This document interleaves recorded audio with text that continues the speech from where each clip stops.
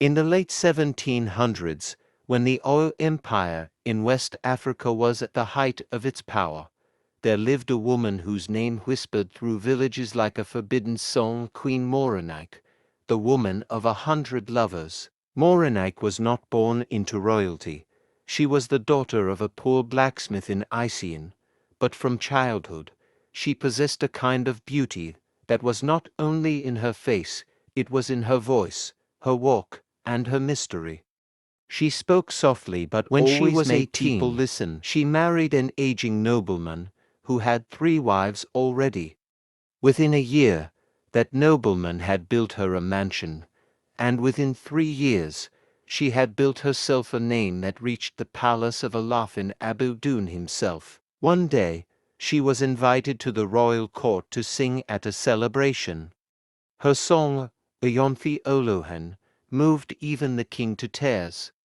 But more than her voice, it was her charm, the way she smiled without showing all her teeth, the way she looked into men's eyes without fear.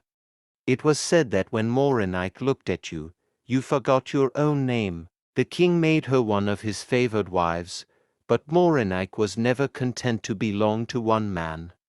She had a secret, a strange mixture of wisdom, herbs, and emotional power.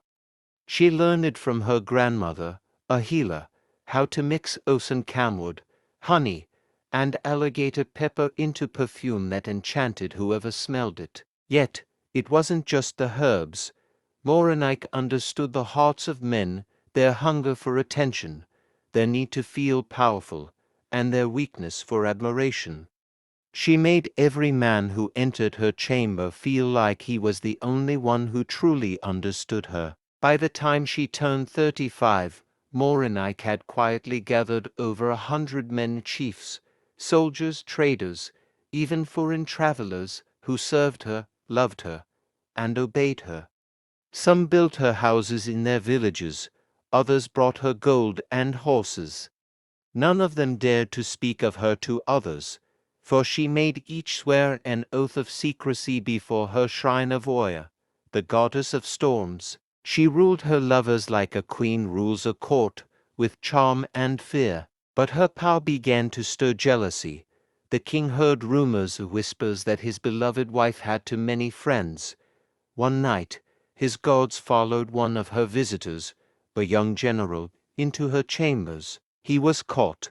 The punishment was death. When the king demanded Moronike to confess, she smiled and said, "Kabiyesi, can you kill the wine because it has touched too many trees?" That was her last act of defiance.